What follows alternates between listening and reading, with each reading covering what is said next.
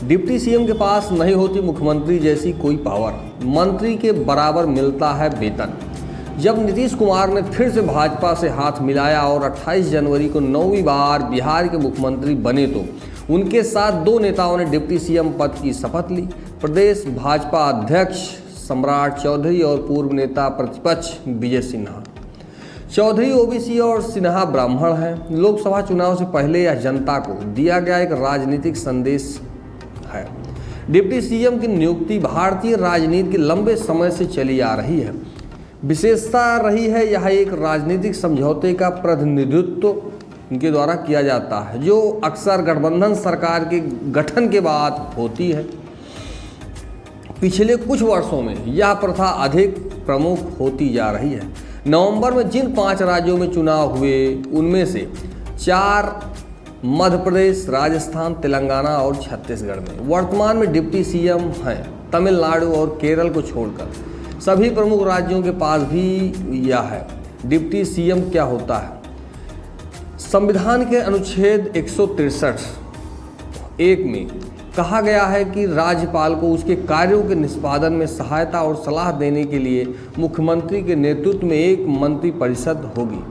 अनुच्छेद 163 और अनुच्छेद 164 मंत्रियों के संबंध में अन्य प्रावधान में कहीं भी उप मुख्यमंत्री का उल्लेख नहीं है, जबकि अनुच्छेद 164 के उपखंड फर्स्ट में बताया गया है कि मुख्यमंत्री की नियुक्ति राज्यपाल द्वारा की जाएगी और अन्य मंत्रियों की नियुक्ति राज्यपाल द्वारा मुख्यमंत्री की सलाह पर की जाएगी। डिप्टी सीएम का पद कैबिनेट मंत्री राज्य में के बराबर समझा जाता है। डिप्टी सीएम को कैबिनेट मंत्री के समान वेतन और सुविधाएं प्राप्त होती हैं। वर्तमान में कई राज्यों में डिप्टी सीएम हैं। बिहार के अलावा देश के कम से कम 13 अन्य राज्यों में वर्तमान में डिप्टी सीएम हैं। इनमें सबसे अधिक आंध्र प्रदेश में, जहां मुख्यमंत्री वाईएस जगन मोहन रेड्डी के पास 5 उप मुख्यमंत्री हैं।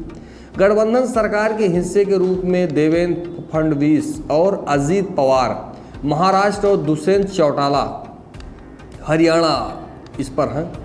यूपी में केशव प्रसाद मौर्य और ब्रजेश पाठक, कर्नाटक में डीके शिवकुमार, राजस्थान में दिया कुमारी और प्रेमचंद बैरवा, मध्य प्रदेश में राजेंद्र शुक्ल और जगदीश देवड़ा, छत्तीसगढ़ में अरुण साव और विजय शर्मा, तेलंगाना में मल्लू भट्टी विक्रमार्क, हिमाचल प्रदेश में मुकेश अग्निहोत्री। एक ही पार्टी से डिप्टी सीएम है।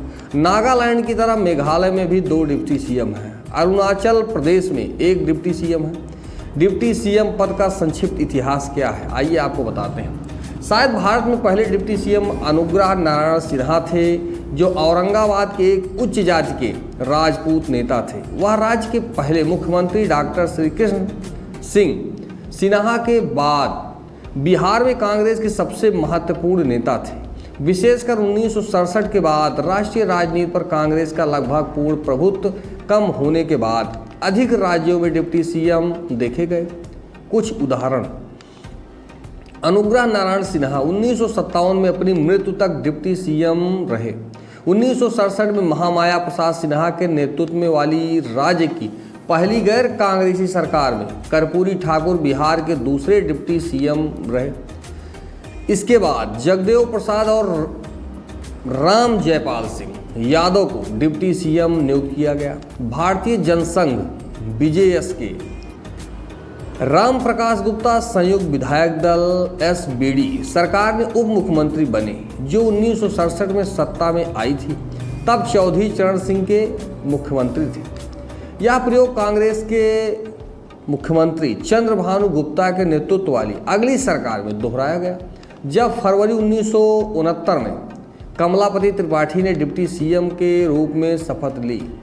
बीजेएसके वीरेंद्र कुमार सकलेचा जुलाई 1967 में सत्ता में आई गोविंद नारायण सिंह के नेतृत्व वाली एलवीडी सरकार में डिप्टी सीएम हुए। हरियाणा में डिप्टी सीएम की परंपरा रही। चौधरी चंद्रराव, जो कि रोहतक के एक जाट नेता थे, राव बीरेंद्र सिंह के नेतृत्व वाली अल्पकालिक सरकार में यह पद संभालने वाले पहले व्यक्ति थे। उप प्रधानमंत्री, भारत ने कई उप प्रधानमंत्रियों को भी देखा है। यह पद पहली बार सरदार वल्लभ भाई पटेल के पास था, जब जवाहरलाल नेहरू प्रधानमंत्री थे। नेहरू और पटेल उस समय कांग्रेस के दो सबसे बड़े नेता थे और उन्होंने पार्टी के भीतर सोच की दो अलग अलग धाराओं का प्रतिनिधित्व करने के रूप में भी देखा जाता था। बाद में इस पद पर रहने वालों में मोरारजी देसाई, चरण सिंह चौधरी, देवी लाल और लाल कृष्ण आडवाणी शामिल हुए। 1989 में बीपी सिंह की सरकार में उप प्रधानमंत्री के रूप में देवी लाल की नियुक्ति को अदालत में इस आधार पर चुनौती दी गई थी कि उन्हें जो शपथ दिलाई गई वह संविधान के प्रावधानों के अनुरूप नहीं थी। के.एम. शर्मा बनाम देवीलाल और अन्य 1990 में सुप्रीम कोर्ट ने विद्वान अटॉर्नी जनरल के स्पष्ट बयान के मद्देनजर देवीलाल की नियुक्ति को बरकरार रखा कि प्रतिवादी नंबर 1 लाल परिषद के अन्य सदस्यों की तरह सिर्फ एक मंत्री है। हालांकि उन्हें उप प्रधानमंत्री के रूप में वर्णित किया गया है। उप प्रधानमंत्री के रूप में उनका वर्णन उन्हें प्रधानमंत्री की कोई शक्तियां प्रदान नहीं करता है। देखें रिपोर्ट।